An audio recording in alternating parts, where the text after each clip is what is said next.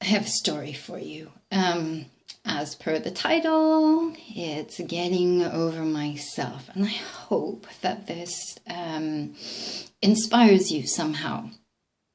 So I live in a shared house, and there's three of us downstairs, and there's a couple of us upstairs, and everybody was in conversation on Facebook. When things came up or whatever, that's where they would discuss things. And as I'm not on Facebook, my lovely landlord would just send me a message as to what was going on. And sometimes she would forget. So there was a conversation that came up about 2 weeks ago, I think. And it was regarding the guys upstairs keeping their meat in our freezer downstairs because they had a lot of it because of this sort of lockdown and everything. So I had no idea about this, and whether or not you know doesn't matter. But I don't eat meat. I practice. I'm plant-based. I hate labels. I hate it. But anyways, so I don't eat meat, meat products, whatever, generally. There is ghee in the fridge. I love it.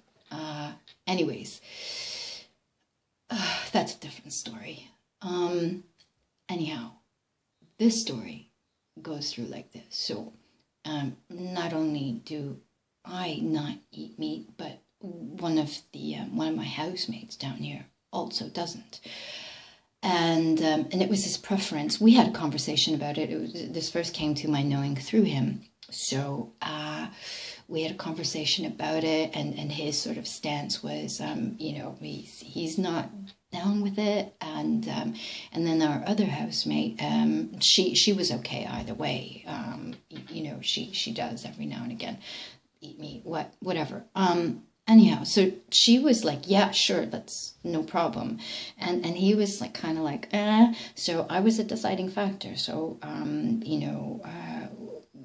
anyways, so we had this conversation, he and I kind of, the first thing that came out of my mouth was, well,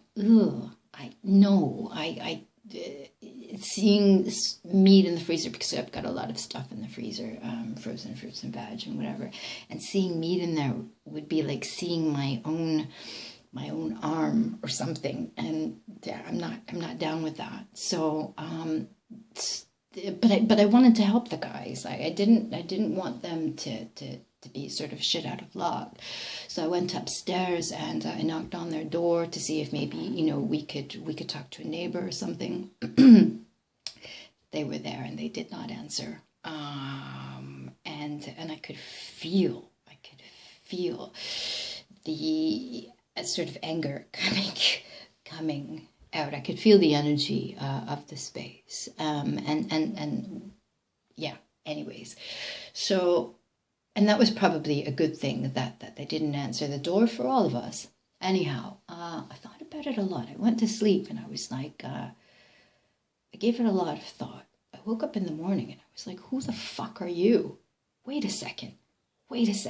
These guys upstairs, we're all going through something. We're all going through something. We don't know what's happening. They need help. Who the fuck am I to be like, but there's, I don't like it, whatever. Do you know what I mean? Does that make sense? So I really had to get out of my own way to be able to help these guys. And that's what this time is about. If I'm walking around saying, hey, look, this is a time where we come together and blah, blah, blah, whatever, then kid, it doesn't jive. Now, they found a solution within themselves, which I'm happy about. But, after that, I was like, I really questioned myself and really thought, like, if I'm really wanting to be the change and whatever, I've got to be willing in a moment to change me.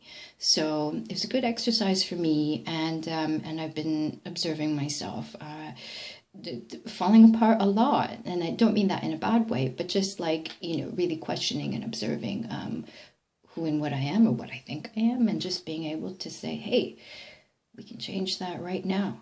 And it's for the betterment of all. And that's what, for me, this time is about. Anyways, that's all. Thanks a lot for watching, for tuning in, and lots of love to you. Bye.